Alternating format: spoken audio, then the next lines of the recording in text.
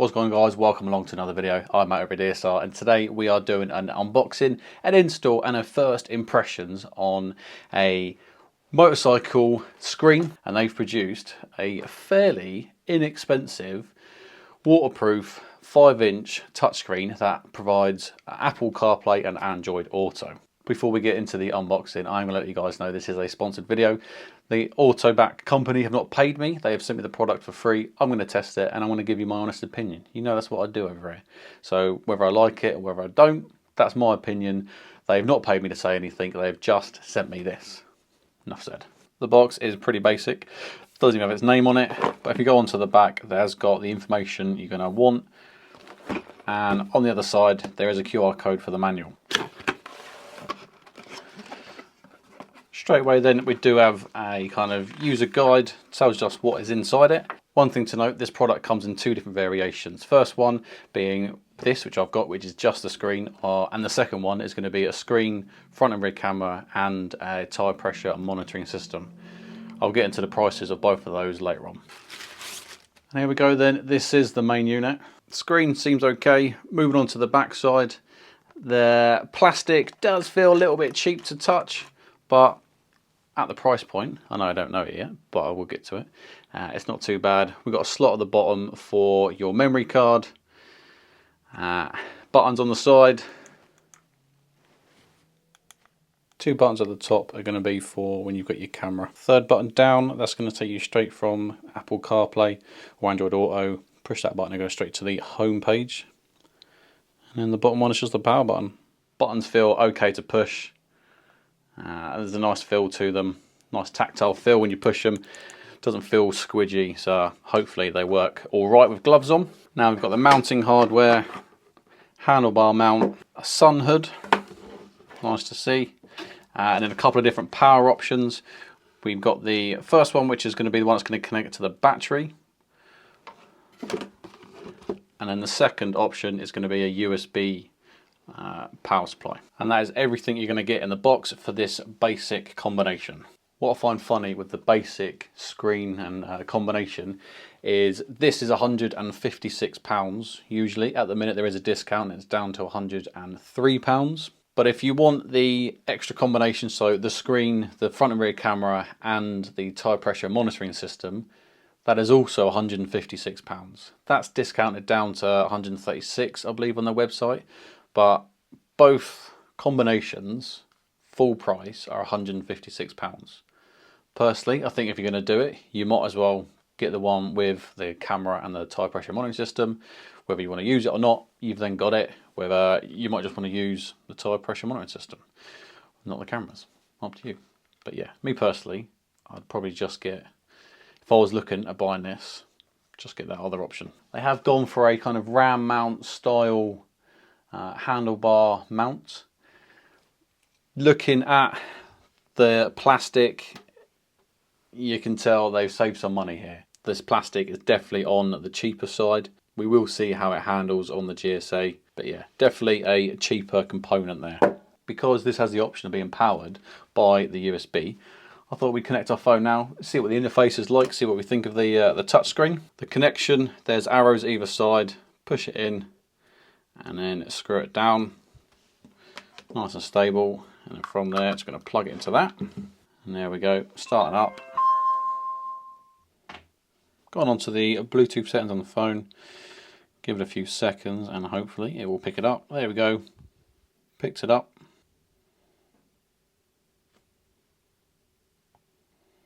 Okay, so it said pairing unsuccessful. Let's try that again.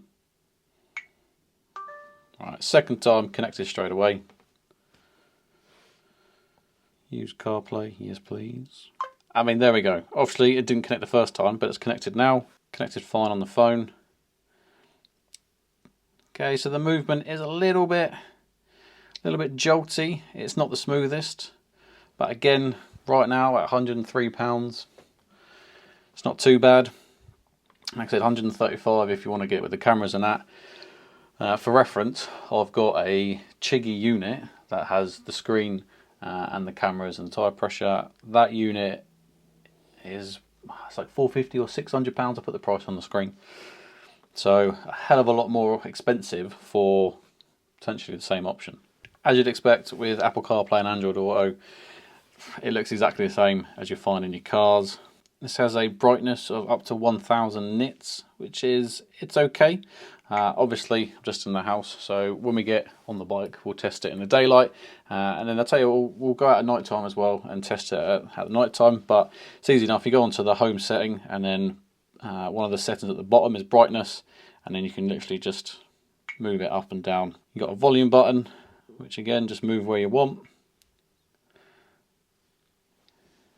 Clicking onto the Bluetooth option, it does say remote device, so actually you might be able to connect a remote to this and then put it on the handlebars so you don't have to touch the screen as much. And honestly, it's as simple as that, because like I said, I haven't got the camera or anything, so everything that I would need from Apple CarPlay is there, it's working. It's down to how it works on the bike. The USB cable is pretty long as well, more than enough length for me to connect it onto the bike. Enough waffling about this in the office. Jump in the garage, do a quick install. It's just going to be that mount straight onto the handlebar, plug this into the USB of the bike, and then we're going to go from there. And then I'll do my first impressions. Looking at the hardware provided, you're going to need to install these rubber grommets on the back side of the mounting plate. You kind of just push them in, give them a bit of wiggle. As you can see, I've done the top two, need to do the last one and then put the nut in the centre.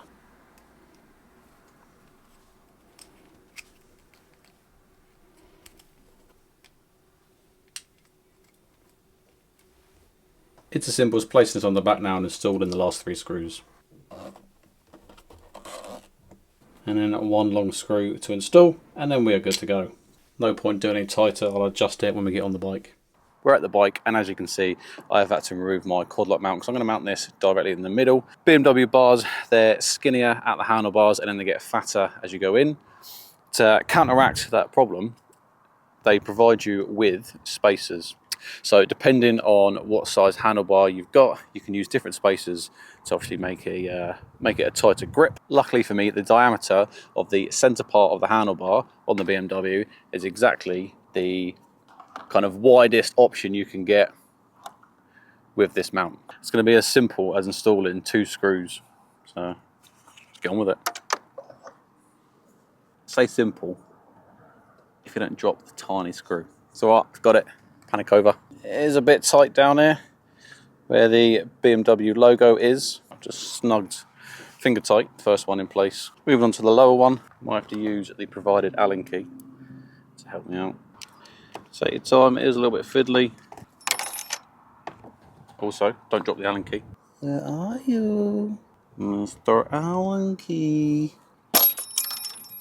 Okay, panic over. Found it. Let's try not to drop it again.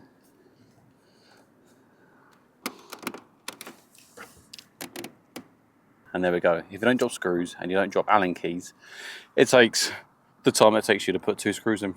From there, for the power, I'm just going to use the USB. I've got a dim point with the 2 USB charging points at the front. Find your 2 arrows, line them up, push them in,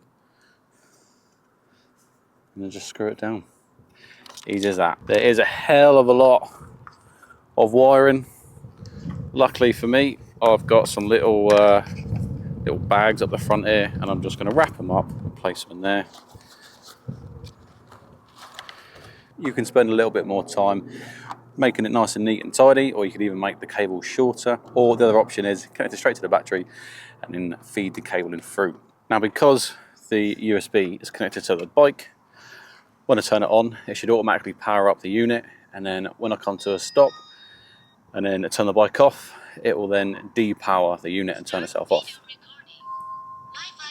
Obviously, if you connect it straight to the battery, it's going to stay powered, so you might have to route it to something that turns on and off with the ignition. And there we go, it is on. Connects straight away to my phone, because I've already connected it in the office. As you'd expect, works really well. I'm going to spend a few minutes now trying to get the unit, my phone and my Senna headset connected, so the communications for when I'm riding will come through my headset.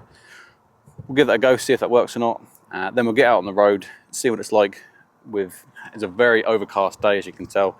We'll see how the reflections are. I do have the sun hood on this. And then the last test I want to do is the glove test. So yeah, without gloves, it's fine. I've got the richer waterproof gloves. They do have the old touchpad pads on the fingers. So I'm interested to see if they work okay with those pads. And then the fingers that doesn't have the pad, does the screen still react? Is it hit and miss? What's the crack with gloves on this screen? Well, it took a few minutes, but I did get my phone connected obviously with the unit, hence why I've got the CarPlay, and then the center connected with my headset. The reason me personally I was having a little bit of trouble, I think, is under here you can see that red light. I am currently running the Vantrue Falcon F1 motorcycle dash cam, and that also runs off Wi-Fi when it connects to your phone. With the CarPlay, you connect originally to the Bluetooth, and then it says on the instructions that once the Bluetooth connection is made, it then changes over to Wi-Fi. So my phone has then got two different units trying to connect to it via the Wi-Fi, and there's on a little bit of a hissy fit, but we've got there. So I can confirm I've got music. I can confirm I do have comms directions coming through the center headset as we are talking. I've turned the screen up to 100% brightness, and I've made sure it's kind of tilted downwards a little bit towards me. Like I said, where it is so overcast today, if you have it tilted up a little bit, you're going to get mad reflections from the sun, and it's just going to kind of white out the screen. So far though, the colours look spot on.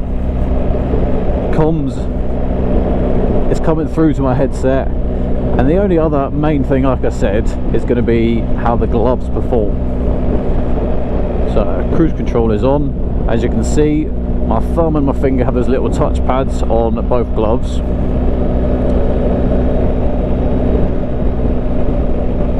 And they're working spot on, actually really accurate whilst I'm riding.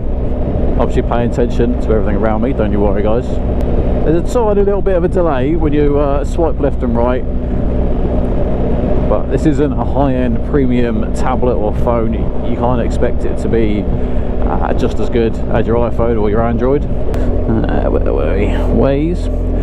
Okay, so that's touching with the pads. And now my middle finger doesn't have a pad on, it is just the glove.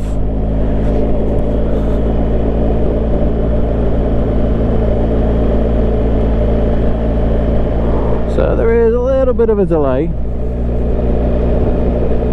but it does work. It's not as quick and as accurate as with the finger with the pads on, but it does work. That's the main thing, isn't it? Because at the end of the day, if you've got a different type of gloves, I've got summer gloves and I've got winter gloves, you want a unit to be able to work with both, and I can confirm it does. A little bit less sensitive, but that's okay, we can deal with that. Why would you want this on your handlebar over your phone? For me, there's going to be a couple of reasons. This is going to be, for me, less likely that I'm going to end up playing around with it. Yeah, it's got my sat nav and it's got my music, but WhatsApp isn't on there, so when a message comes up I can't start clicking it like I potentially would and could with my phone. Phone then stays on me, keeps in my pocket. So let's say if I was to have an accident and I was separate from the bike and I couldn't get back to the bike, I've got my phone on me so I can call for assistance. One of the other major things, and I can personally say this is true because I've had it happen, is the vibrations from certain bikes can and do break your phone camera. Now I used to have, what was it, an iPhone 11, iPhone 12, I think it was a 12, and I test rode the BMW S1000R, had a cheap phone mount on the handlebar, phone on there, and at the end of it my camera was broke. The camera would shake when you weren't doing anything. So another, to be honest, even more important reason to keep your phone in your pocket and then have the cheaper device on the handlebars. A couple of things I wish this did have. For me personally, I wish this was removable. Let's get past the old boys and girls on their ramble. I wish this was removable. Like, my phone, when it's in its quad lock mount on exactly the same place, when I get to my position, when I get to my hotel or my stop, I can take it off handlebar, put it in my pocket, and then carry on. Where I'm using the USB, yes, it is easily disconnected from the bike, but to take it off, you're gonna have to undo those 2 screws. And as you saw, they weren't particularly the easiest of screws to get in and out. Different handlebar layout might be easier. This isn't the particularly easiest handlebar. But yeah, if it was like a round mount, so my TomTom, that's my charging point, but actually the back of it is on a round mount, so I can just undo the round mount, take off that, and then take the unit inside. Obviously the TomTom is removable, so that's an added bonus of a more expensive unit. Remember guys, this unit right now, £103. I don't think you can complain. Yeah, there is some bits, like I said, having it removable, but overall £103 is very cheap compared to some of the other units out there. If you want to grab yourself one of these, I'll put the link below. Remember, this is just my first time using this unit. I will use it for a month and I'll do a 1 month on, and I'll give my complete, honest and unbiased opinion on this unit. Remember, just because this is a sponsored video, no one pays me. All I've got is the unit itself, so my opinions and thoughts are that of my own. The companies don't see these videos until they're released. For me, that's quite important. I'm not swayed by what the company wants. If it's a good unit, send it to me and I'll test it. If you're worried about what I'm going to say about it, that to me says more about you, your company and your unit than anything else. I wasn't too sure if I was able to get out this afternoon, or should I say this evening, because I thought it might rain, but at the minute the rain has held off, so I thought I'd quickly jump out and show you what the sat nav looks like at night time. So at the minute, brightness is at 100%. Brightness, there you go. Let's drop it down, 19%. Back onto CarPlay, and there we go. Easy as that. Well guys and girls, it's starting to rain. I'm going to head back and start editing this video. If you've enjoyed it, give it a like. More importantly, subscribe to the channel. We've got plenty of videos coming, lots of sponsored ones as well, which is what we'd like to see. The channel is growing. Help us in our journey for 2024, getting to 10,000 subs. You need to stay in tune as well, because we've got some giveaways coming up very soon, within February. And there's nothing else to say. Get out, go riding, and until next one, ride safe.